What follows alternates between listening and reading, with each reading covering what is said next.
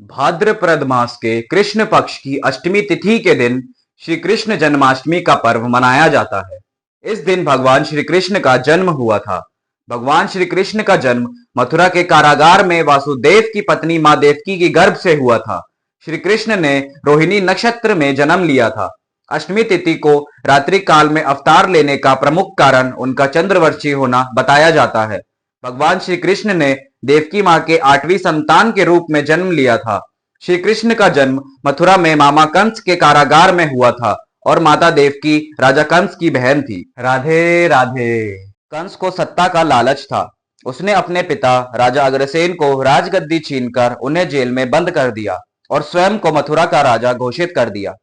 राजा कंस अपनी बहन देवकी से बहुत प्रेम करता था। उसने अपनी बहन का विवाह वासुदेव से कराया, लेकिन जब वह देवकी को विदा कर रहा था तभी एक आकाशवाणी हुई कि देवकी की 8वीं संतान कंस की मौत का कारण बनेगा। यह सुनकर कंस डर गया। उसने तुरंत अपनी बहन और उसके पति वासुदेव को जेल में बंद कर दिया। उसके आसपास सैनिकों की कड़ी पहरेदारी लगा दी। कंस अपनी मृत्यु के भय से देवकी और वासुदेव की 7 संतानों को मार चुका था। राधे राधे। भगवान श्री कृष्ण ने मां देवकी की 8वीं संतान के रूप में जन्म लिया। श्री कृष्ण के जन्म लेते ही कोठरी प्रकाशमय हो गई। तभी आकाशवाणी हुई कि भगवान विष्णु ने कृष्ण जी के अवतार में मां देवकी की कोख से जन्म लिया है। उन्हें गोकुल में बाबा नंद के पास छोड़ आए और उनके घर एक कन्या जन्मी है।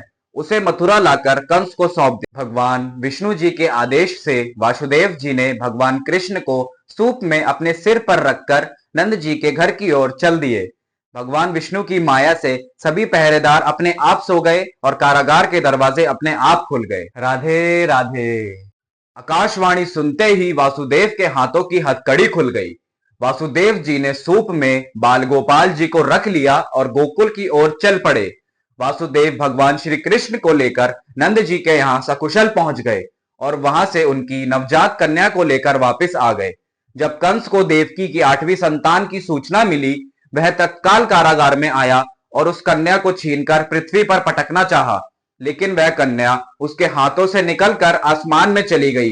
फिर कन्या ने कहा, हे मूर्ख कंस, तुझे मारने वाला जन्म ले चुका है और वह वृंदावन पहुंच गया है। वह कन्या कोई और नहीं, स्वयं योग माया थी। राधे राधे। बाबा नंद और उनकी पत्नी मां यशोदा ने कृष्ण जी का पालन पोषण किया। राजा कंस ने कृष्ण जी का पता लगाकर उन्हें मारने की खूब कोशिश करी, लेकिन कंस की सारी कोशिश विफल हो गई और कृष्ण जी को नहीं मार सका।